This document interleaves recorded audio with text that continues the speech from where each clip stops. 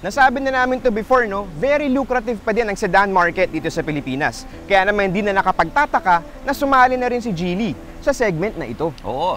At last year, ang best-selling car natin ay isang sedan at ito ay ang Toyota Vios. Oo, kaya naman ngayon, we'll see reality. Hindi na lang to basta-basta spec check kasi we'll compare the two, pero with a twist. Dahil kasama natin ngayon ang Toyota Vios XE at ang Geely M Grand Comfort. Sa katunayan, ang presyo ng Geely M Grand Comfort ay 798,000 pesos.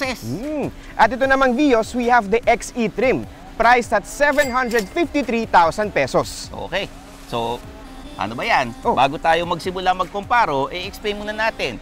Like this video and click the bell icon para like kayong makauna sa aming mga latest videos at pumunta kayo sa philcoche.com dahil tuloy-tuloy pa rin ang ating deals on wheels. Pwede kayo manalong fuel vouchers at cash prizes. So paano ba? Kumparo time na tayo! Let's go! Let's go! Yan.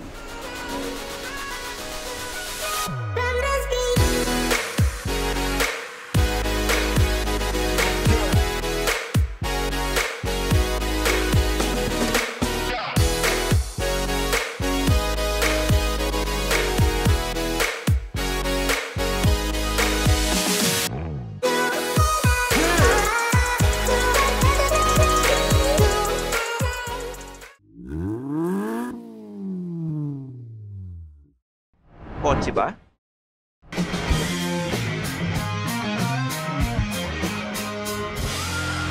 Feel kotse na. Dito tayo sa Toyota Vios. I'm sure familiar na kayo rito kasi ilang taon na rin itong nasa Pilipinas. No, meron tayong large grille, sleek headlights, pero dahil XE ang model na ito, walang fog lights. Dito naman tayo sa M Grand. Para siyang prim and proper na tito. Alam niyo yung mga naka-polo shirt, sunglasses, khaki pants, tapos loafers sa sapatos. Yun yung mga tito na kadalasang nakikita ko sa Rockwell. Rockwell stand na, hindi QC. So hindi ikaw yung binabanggit ko. It has automatic LED headlights, LED daytime running lights, pero walang fog lights. Alam ko naman pang UP Town Center ako, tsaka hindi pa ako tito. Magka 30 years old pa lang ako. Pero oo nga, malaki ang pinagkakaiba nila in terms of appeal. Etong Toyota Vios S40 at ang M Grand naman, executive ang datingan. Tara, tignan naman natin sa sides. Let's go! Alright! Siyempre, pag-usapan muna natin ang dimensions ulit. The Geely M Grand is 4,638mm long, 1,822mm wide, 1,460mm tall, at may wheelbase ito na 2,650mm. Dito naman sa Toyota Vios, ito ay may haba na 4,425mm, 1,730mm wide, 1,475mm tall, at 2,550mm na wheelbase. So kung makikita nyo sa table sa screen ninyo, mas malaki talaga ang Geely M Grand in all areas, except dun sa height, kasi mas mababa yung bubong nito. Well, in terms of amenities dito sa Vios, very basic ito. May tatlong character lines, naka 14-inch steel wheels with cap, at syempre, itong side mirror natin, manual ang adjustment. Yung mga nakikita nyong itim dyan, mods na yan Well, in all fairness din naman, itong M Grand, medyo vanilla din siya pag tinignan mo sa side. Pero para sa akin, ang lakas nung dating nung kanyang 17-inch alloy wheels. But for me, yung 17-inch wheels na nagdadali. Siyempre, paano mo madadali kung walang gulong? Bagay, paano aandar, no? Oo, diba? Scriptwriter. Talaga. Dito tayo sa likod ng Toyota Vios XE. Meron tayong bulb-type taillights and sa rear bumper, meron tayong reflectors. Uy, baka makalimutan natin Ito, mods to Yan, tsaka yung sa kabila. Dito naman sa Geely M Grand, meron tayong LED taillights na very futuristic ang design.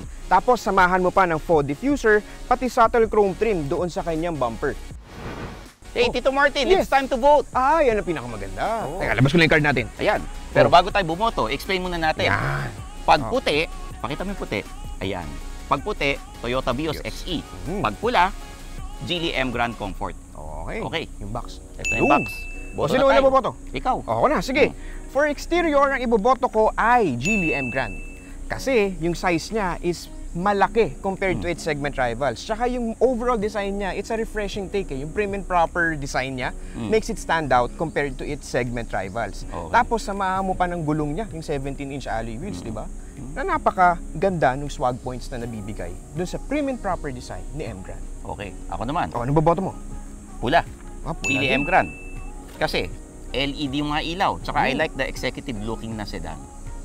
Maganda eh, ang lakas ng arrive niya sa akin. Okay, pagdating dito sa trunk, itong dalawang sasakyan na to, parehas walang pindutan sa labas. So, kailangan pumasok sa loob para mabuksan yung cargo space. But note ko lang, itong Geely M Grand, merong pindutan siya sa remote para mabuksan mo yung trunk. Okay. Pero in case ano, pakita na rin natin paano. Okay, Diba? let's go. Alright, pindutin natin. Yan. Tito Martin, Yes! wala tayong sukatan na. Paano Oo yan? nga, wala tayong pangsukat. Ha, ikaw na lang. Ha? Sakay ka Ako? sa loob para makita natin. Sige, sige. Team player Oh, naman ako eh. yan ang gusto ko Sige, sa'yo eh. Kaya ka nga senpai eh. O, dahan-dahan. O. Pare, maluwag dito. Okay ah. Okay ba yung space? Okay eh. Pag iniwan niyo ako rito, makakatulog ako. Ah, talaga ba? Oo. Iwan ka namin Oy, dyan. teka, alam ko na yan. Alam ko na yan. So talaga. Yan. Sanay tayo eh. O sige, since nakita natin dyan, compare mo sa space naman dito sa M Grand. Ako rin? Yes. Sige, sige.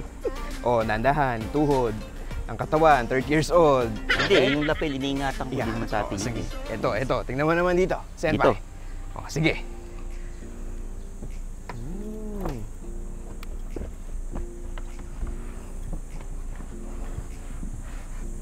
Magkasing luwag sila, pero mas mataas yung sa BIOS.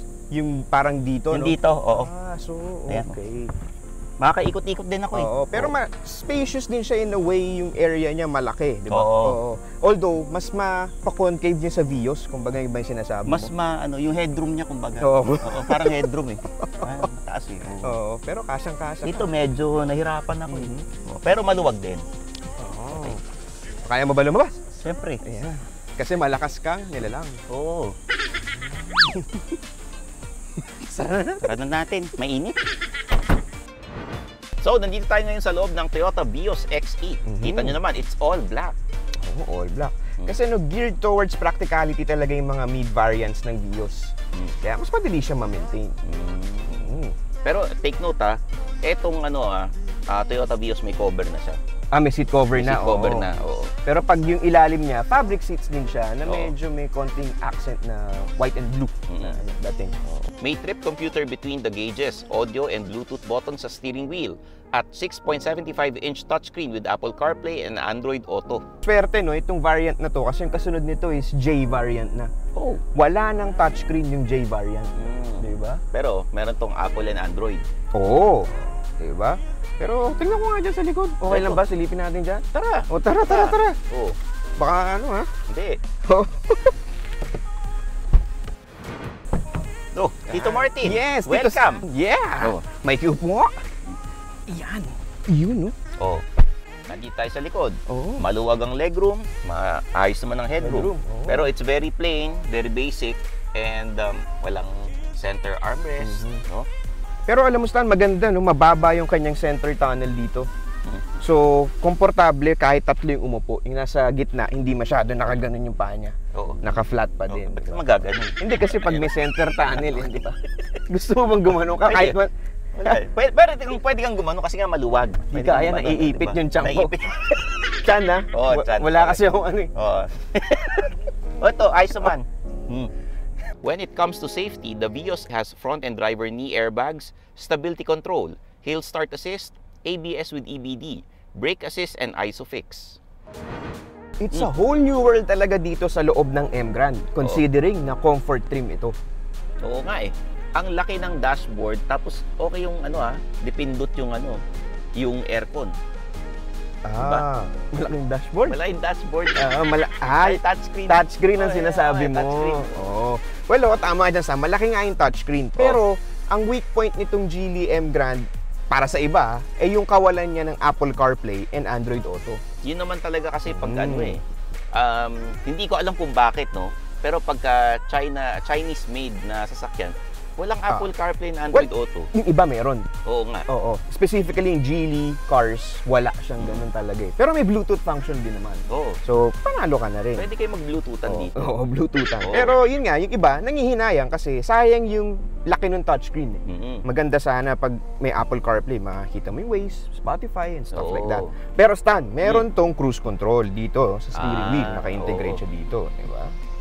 I like the pihitan ng ang aircon na. Hindi pala pihitan, pindutan. Pindutan. Tsaka, ano to, Tito Martin? Ano na naman, ano yan? Hindi ka naka-handbrake. Oo nga. Oo. Well, speaking of, no, kasi itong Geely M Grand Comfort ay mayroon ng electronic parking brake with auto brake hold. Oh, Diba? ganda. Oh. Yung fabric seats niya, mas komportable. Mas, Yan, pwede maganda ba- rin yung design eh. maganda yung design and mukha siyang mamahalin. No? Tsaka hindi siya yung ine-expect mo na fabric seats pagka sinabing fabric seats, di ba? Oo. And malaking tulong nga itong rear aircon and then the USB. Meron diyang Oo, saksakan. saksakan. Oo. Ang nakikita ko lang kulang dito, walang center armrest, pero may cup holder. And yung sandalan dito nga. Oo. Alam mo, Stan, ang dami mo sinasabi, mas maganda yata kung lumipat ako dyan para mas makita ko. Let's go. Tara, sir! Oo. Alright! Uy! Uy, pare! Sorry. Masok ka pala, tara, masok ka na. Hindi ko alam yan. Okay. Yun, no? Dito tayo sa likod. Oo, sa Kita likod. nyo maluwag pare, di ba? Oo nga, no? Parang sa Vios lang din, no? Oo. Maluwag yung legroom, pati headroom. Oo, ayan o. Maluwag and then mas nakakagalaw tayo. Wala lang center armrest. Pero yung sandalan dito, komportable and may rear aircon vents and with the USB port. USB, oo. Diba? Hindi lang yan. The M Grand also has front airbags, ABS with EBD, traction control, stability control, hill start assist, rear camera, rear sensors, ISOFIX, speed sensing door locks, cruise control, and tire pressure monitoring system. Ano pang inaantay natin? Bumoto Bumoto na tayo tayo. pagdating sa safety, tech, and yung mga features dito sa loob. Sa loob. Okay. Sige. Asan na ba yung mahiwagang black box natin? Mahiwagang Ayan black na. box. The brown pala. Ayan. Oh, sige. Sino mauna bumoto? So ikaw, ladies Ako. first. Well, okay lang naman nating, tayo, wala tayong kasarian. Wala kang kasarian. Oo. Di tiyak. Bioman. Okay. Sige. Wonderful tonight. Boto. O sige, bago ko makalimutan yung iboboto ko. Oh. Ang boto ko ay, syempre, M Grand ako. Dahil nga, mas komportable siya overall, tsaka modern yung loob ng M Grand compared kay Vios. Although wala siyang Apple CarPlay na Android Auto, papasko na yun. Okay. Kasi, yun nga, mas komportable yung loob ni M Grand. Okay. Ako naman. O, sige. Ang boto ko, pula. Alam mo, para tong siksik na lunchbox na maraming mga pagkain. Kasi high-tech, malamig yung aircon, komportable, tapos kompletong-kompleto talaga siya. From the sa fabric seats, yung interior amenities, yung luwag ng legroom, di ba? Talagang siksik na lunchbox. Siksik talaga. Siguro laging siksik lunchbox mo nung nag-aaral ka. Hindi. Ay, hindi ba? Hindi pa recess, kinakain ko na yung laman. Wonderful.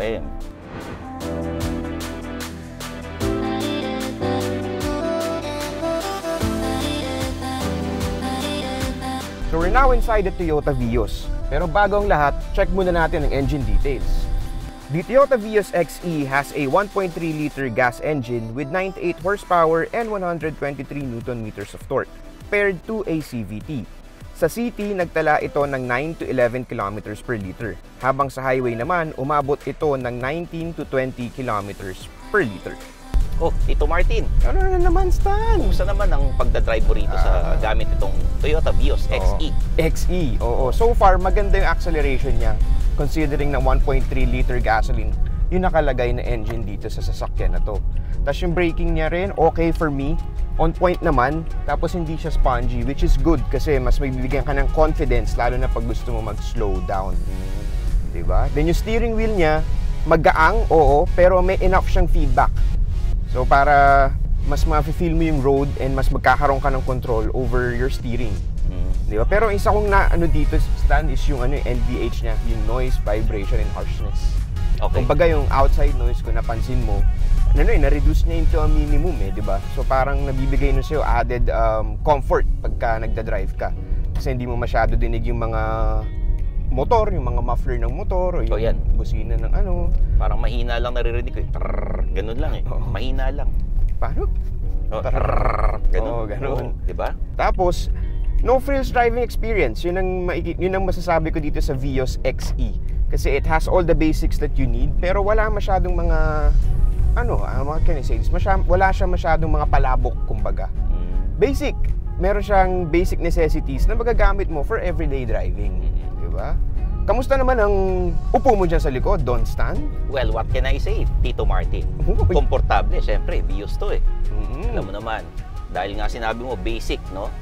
Nandito rin lahat ng mga kailangan mo pagka gusto mo ng ride comfort na maayos, komportable at syempre walang ingay masyado sa labas. Hindi mo naman naririnig, no? Ano nga eh, parang yung pang everyday driving. Oo, for everyday city driving, ma-appreciate mo si Vios eh, di ba? Yung mga kagaya na, di mo naman kailangan ng mga kung ano ng tech gizmos when you're driving daily in the city. So, on that point, sasabi mo na okay naman si Vios doon, di ba? Eto sasandal ako para malaman natin yung ride comfort pagka nangyari, relax lang, yung mga takbong pogi lang. Okay. O kita mo, dumaan tayo sa mga humps. Hindi ko masyadong ramdam. Ayos yan. Yan naman talaga mabibigay sa'yo, no? Ride comfort ang hanap. Kumbaga, kung nakatulog ka habang nakaupo ka sa loob ng Toyota Vios at dumaan sa humps, hindi ka magigising. Okay. Di ba? Yun yung sinasabi ko eh. Naisip yun. Pero speaking of that, no, maganda rin yung kanyang impact absorption sa karsada, di ba? Considering na yun nga, may mga slight humps tayo na dadaanan, tapos road imperfections. Maganda yung absorption nito ni Toyota Vios. Ito, idaan mo uli sa humps. Sasandal ako uli. Sige Ayan. Parang tinulak lang ako, hindi ako nagising. Yan. Hindi ka naman nananaginip, ha? Hindi. Ayan. Ayan. Diba? Naramdaman ko, pero konti lang. Pero komportable ka dyan. Komportable, syempre. So yun nga, sabi natin maganda yung ride comfort, okay yung acceleration niya. Pero for me, sana mas nagkaroon ng konting gift sa driver or sa passenger yung loob ng Vios na ito. Ba't kailangan may gift, considering XE di ba? Ba't kailangan may gift? Hindi naman, kasi parang for me, it's too basic. Di ba? It's too basic. Tapos parang yung 2022 na di ba? So sana mas medyo merong mga flair and texture yung loob ng sasakyan na to. Pero you have to consider the price din. Totoo yan. Kaya nga, kung daily city drive, pasok ka dito ay Vios, wala kang problema.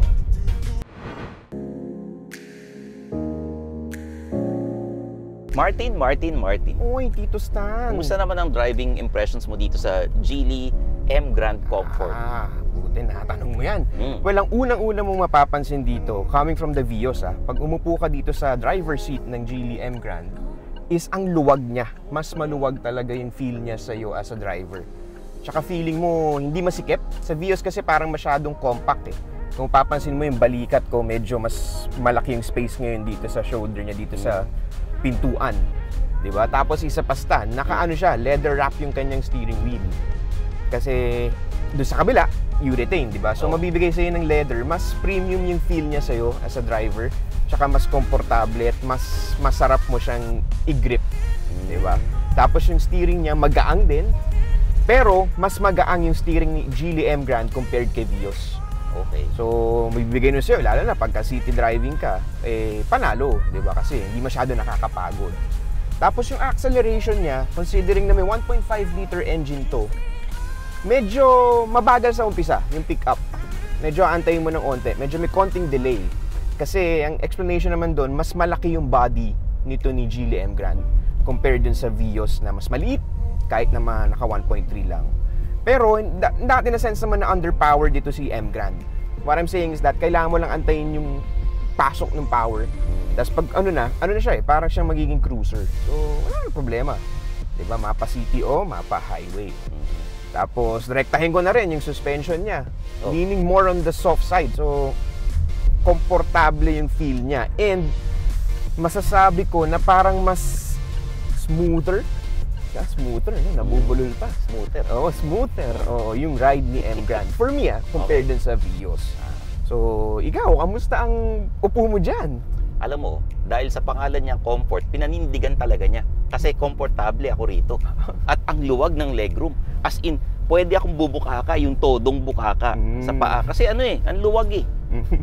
And yung yung fabric niya, mas komportable talaga, pare. Tsaka Ganda ng design in fairness Yung sa elbow ko, pare, may sandalan dito. Tapos may mga lagayan ng kape rito. And yung aircon, kasi may rear aircon dito, umaabot talaga. So, walang problema kung yung sa lamig. Mapapakanta ako rito ng It's late in the evening. Mga ganun eh. Parang sa sobrang relax ako dito eh. Pwede ako mag-videoke. It's late in the evening. It's late in the evening. Paano ba yung mga ganung kantahan, Tito Marty? Hindi ko alam yung kantang yun. You look wonderful tonight. So, dami mong kakantahin yun pa. Siyempre. Kahit na yung mataas ang sikat ng araw, mapapakanta ka ng gano'n. It's late in the evening. Okay. Sige. Pero ako, isa basta, kailangan ko lang din sabihin to. Yung operation ng dito, yung aircon adjust sa blower, yun yung medyo kailangan mong kapain pag nila-drive mo si M Grand for the first time. Kasi iba siya para siyang touch button dito compared dun sa Vios na naka-round knobs na mas madali mong mapipihit yung 1, 2, 3, 4, di ba? Ito kasi medyo touch so pwede mo pa mapindot yung hazard or yung adjustment ng mismong temperature. So kailangan mong makabisado yung pagkapa. Iba talaga yung kinakapa kaysa yung pinipihit. Kapain mo nga pare. Lakasan mo yung aircon. Sige. Ayan. Kasi it's late in the evening. Ayan yung humps kahit na dumaan tayo sa ganun, hindi mo masyadong ramdam. Tapos yung ingay sa labas, hindi mo masyadong naririnig. Medyo same din siya, nung sa Vios, kamusta yung ride comfort mo, yung tag-tag, compared dun sa upo mo dun sa Vios kanina? Compared dun sa Vios, mas komportable dito. Diba? Nakailang pasikot-sikot na tayo, may mga ilang humps na tayong nadaanan, mas okay itong dito. Itong sa Geely M Grand Comfort. Kung yung sa Vios, komportable ka na. Parang dito sa M Grand, parang nilevel up niya ng 1 notch higher. Diba? So, may ganung feel. Tsaka ang luwag talaga ng loob. Yun talaga yung masasabi ko. Tsaka may modern feel kasi, yun diba, kinoment natin sa Vios na sana medyo may dagdag texture, dagdag flair yung interior niya. Kasi pag kinompare mo dito with M Grand, talagang mas modern to. Pwede kang sumayaw ng paro-paro G dito sa likod Ang luwag. Kanina, it's late in the evening. Paro-paro G. Siyempre. Parang kilala ko sino mga binoto mo. Nakita ko yung mga ganun-ganun. Sige. The Geely M Grand has the same 1.5-liter naturally aspirated engine as the premium variant. It makes 102 horsepower with 142 Nm of torque, paired to a CVT. In the city, it returned 9.7 kilometers per liter in light to moderate traffic. And sa highway, nasa 16 kilometers per liter naman ito while cruising at 90 kilometers per hour. Okay, Martin. Boto na tayo. Tama. Ayan. Yun, magic box. Okay. Sino mauna? Mauna ka. Sige, mauna na ako. Well, medyo tight yung botohan dito sa driving, Kasi halos parehas ng driving characteristics yung dalawa.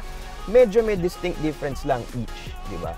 For me, yung Vios, mas responsive siya. Kasi, di ba, mas may feedback yung steering wheel, tapos mas compact yung feel niya compared dito kay M Grand. And then, pag tinignan mo yung fuel consumption, based sa numbers na nakuha natin, mas may edge ng onte si Vios when it comes to fuel economy sa highway. Yun yung for me, umangat kay Vios. Pero pagdating sa comfort... Well, pag comfort, wala tayong pag-uusapan dyan. Panalong-panalo ang Geely M Grand. Kasi talaga, maluwag. Wala akong masabi dun sa pati yung fabric niya. Mas relax yung upo ko rito.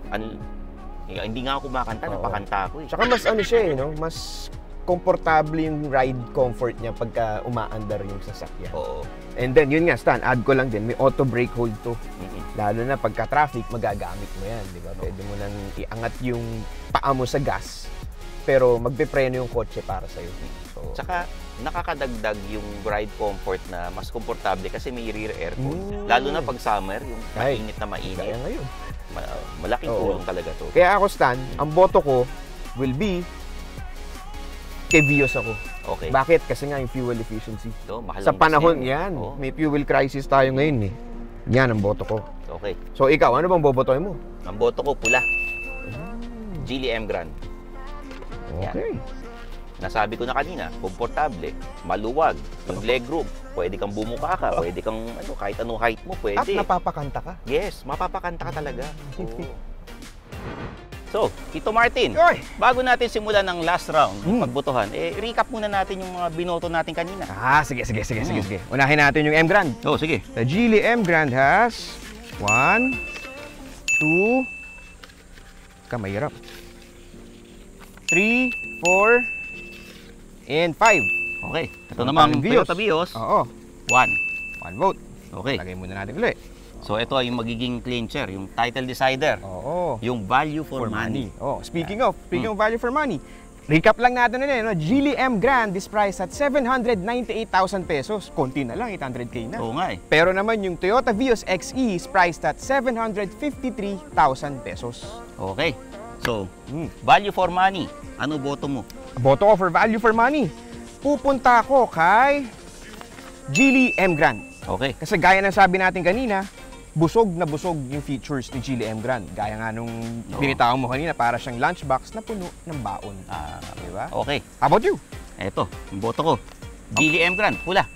Kasi, 6 features at parang siya, fully loaded.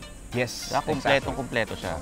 Pero, may bawi rin naman yung Toyota Vios kung gusto mo ng Gaya nung Apple CarPlay at Android Auto. Kasi wala yun sa M Grand. Tapos ito, feeling ko ito yung sasabihin mo eh.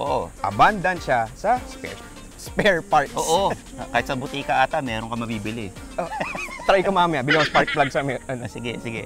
Pero itong Geely M Grand, merong cruise control tsaka tire pressure monitoring system.